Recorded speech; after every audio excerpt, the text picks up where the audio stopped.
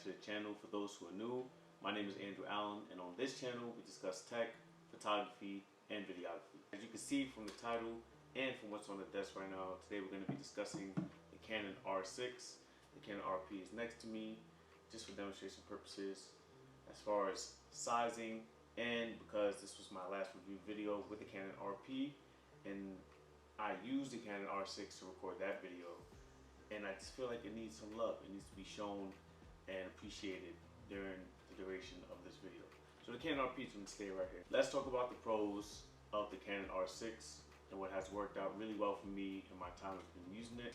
Dual card slot, very important if you're doing any type of wedding photography or videography work or any client work in general. You want to have a backup on top of a backup on top of a backup. It's major key, it's just important. They did change where the memory card slot is. Instead of it being at the bottom, like it was for the Canon RP, like I discussed in my last video, it is now on the side, which is great and easily accessible, which I need.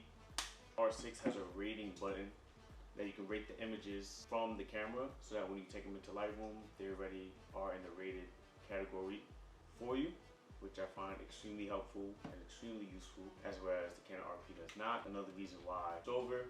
Just little small things like that make the process of photographing a lot easier. The grip of the Canon R6 feels more sturdy. It feels wider than the Canon RP, which felt thinner, and my pinky would hang off, but my pinky doesn't hang off here with the Canon R6.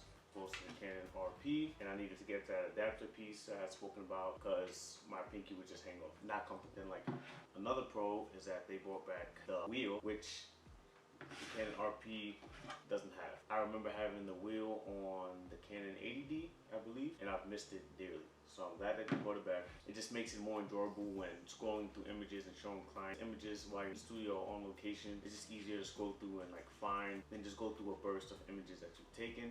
4K 60 no crop. What? 4K 60 no crop? Amazing. 4K 24, 4K 30, 4K 60, Full HD 24, Full HD 30, and Full HD 60. To top it all off, we have Full HD 120.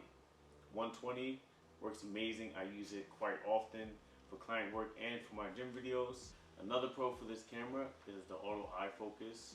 It's super accurate and super on point. I hardly ever have issues with it, and it pretty much nails autofocus each and every time, which is a photographer's dream, right? You don't want to miss each and every shot, pretty much like 90% of the time. I'm leaving 10% out because, you know, no camera's perfect, right? Whatever.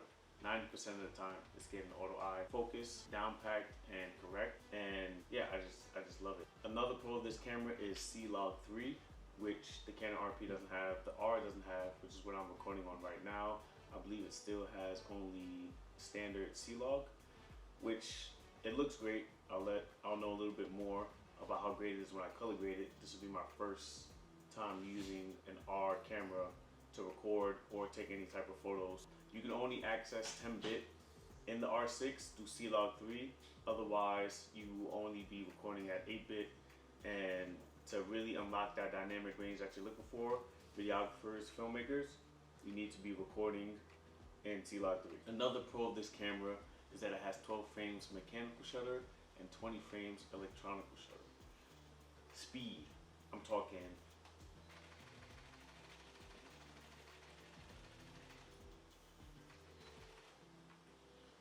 just do that all day. All day.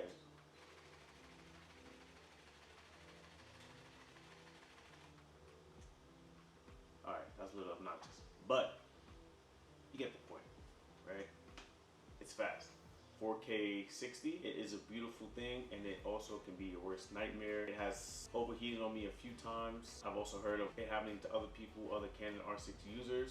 It's just one of those things that, I don't know, Canon has to fix, maybe a software update or something, but it's a mode you kind of want to stay away from because you know that it'll overheat on you. As a filmmaker and as a videographer, 4K 60 is one of our favorite modes to shoot in, so it's kind of like you're putting us in a tough spot, Canon.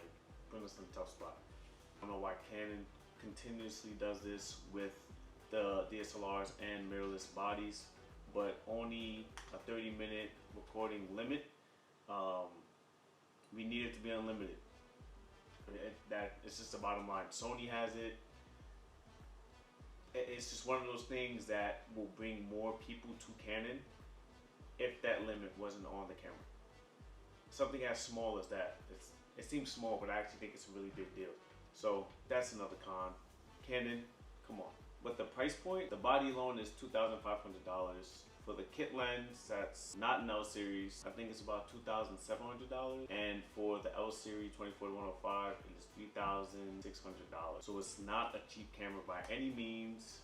So that will actually be a con. It is not necessarily budget friendly, but if you're one of those people who are looking to upgrade from the RP or the R, you definitely get what you pay for when it comes to the R6. The video specs, the upgrade with C-Log 3, especially if you're a hybrid shooter, it is definitely a more enjoyable experience overall, photo and video, with the Canon R6 as opposed to the RP. To make that investment in your business so that you can have better options or more video options if you're a hybrid shooter, I highly recommend the R6 as opposed to the RP. Whereas the photo was good, but the video was just okay in comparison. Now that I know what the R6 can do and that there are other features out there and that C-Log exists now, the C-Log 3 exists, which gives us 10-bit, which is a big deal, and better dynamic range, there's no going back for me, at least. So another con of this camera that I have to mention is the battery life. Shooting in any type of 4K will drain the life out of your battery. Bad. If you're just shooting photos, it'll last quite a while, but 4K video will drain it. So be sure to bring extra battery packs with you wherever you go because you're gonna need it. Another con of this camera, 20 megapixel Canon. I got 26 in here. It was only $1,000. I got 20 in here, $2,500. Where's my 6 megapixels Canon? Where are they? It doesn't really matter. You can't really tell the difference. I actually prefer the images that come out of the Canon R6 a lot more than the ones that come out of the Canon RP. So it's a con because, well, I would have preferred a little bit more. Obviously, megapixels coming from owning a Canon RP that has 26 megapixels. So I took a cut, but I've gained way more in other departments, which is fine. And I don't really crop that much on my images, so therefore, not the hugest deal. It's like we'll call it the mini con. The mini con. Yeah, that sounds good. So overall, I really enjoyed this camera in the 9 months that I've owned it. It is definitely a big upgrade from the Canon RP.